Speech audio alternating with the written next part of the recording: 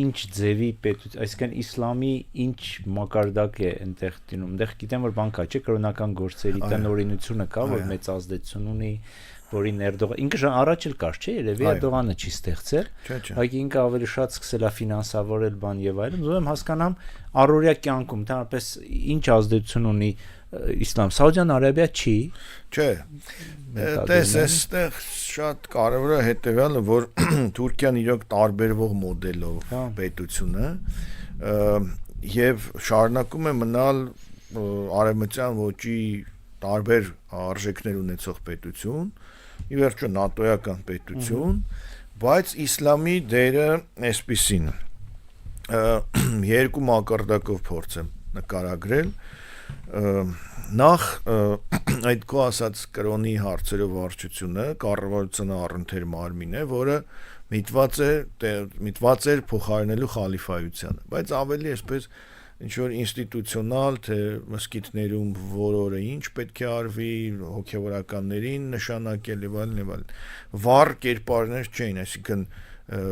հայտնի հոգևորականներ, որոնք կարող էին հասարակության վրա ազդեցություն ունենալ, այդ կառույցի, այսպես ղեկավարները չէին, այսինքն այնպես չէր, որ ասես Հռոմի պապը, չէ, պատրիարքը ռուսաց կամ հայոց կաթողիկոսը, որոնք անուններ են, կերպարներ են, այդտեղ ուղղակի ոնց որ վարչության պետը, այսպես ասած, կառավարության առընթեր։ Ուրեմն ֆինանսավորումը այո, ճիշտ է, ավելացրեցին հետեւաբար, օրինակ, ուխտագնացություն Մեքքա, այսինքն սրբավայրեր, մսկիթների շինարարության մեծ ծավալ, դպրոցներում պարտադիր կրոնական դասեր, արաբերեն դասեր, համալսարաններում աստվածաբանության, այսինքն իսլամագիտության ֆակուլտետներ, կրոնի առարկան պարտադիր, որը դասարանից դասարան տեղափոխվելու համար պարտադիր է, որ գոնե դրական բալեր ստանան, որ կարողանան եւ այլն։ Սա այսպես կարելի ասել ինստիտուցիոնալ։ Հիմա հասարակական քաղաքական վիճակը։ Հասարակությանը լիովին ազատություն է տրված կրոնի հետ կապված, այսինքն գլխաշորեր կրել,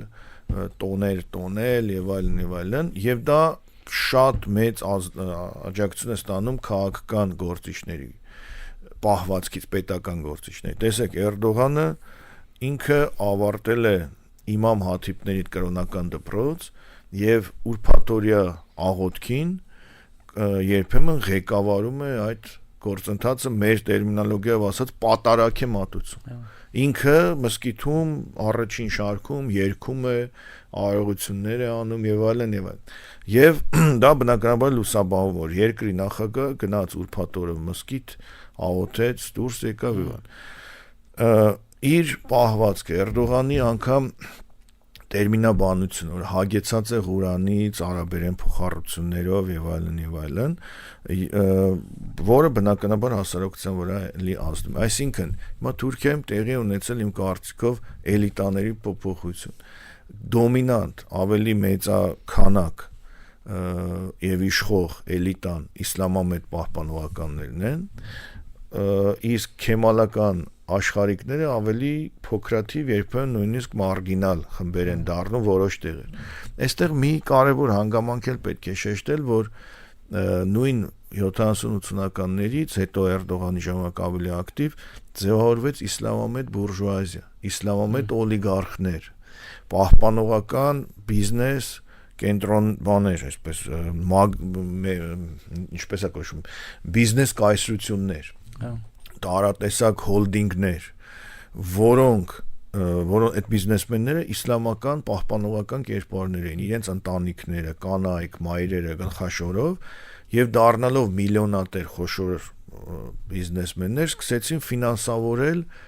իսլամական տարբեր ձեռնարկներ, իսլամական դպրոցներ, գրքեր, ուսանողների օրինակ, չգիտեմ, ուսում իսլամական ինչ-որ համաշխարհային համալսարաններ եւ այլն եւ այլն։ Այսինքն իսլամամետ լինելը դա այլևս չի նշանակում աղքատ լինել։ Դա նշանակում է օրինակ Ստամբուլում ձևավորվեցին նոր էլիտար թաղամասեր, երկնաքերերով, որի բակում կարող ես տեսնել մոդայիկ մսկիթ, որը հովանավորում է այս օլիգարխներից որևէ մեկի կողմից։ Եվ այս սինթեզը ինչ որ ասում էի թուրք իսլամական 80-ականներին մտավ, այս մասը ուզում եմ անպայմանորեն շեշտել, որ սկսած 2015 միգուցե թվականից Թուրքիայում երկու գաղափարախոսություններ կարծես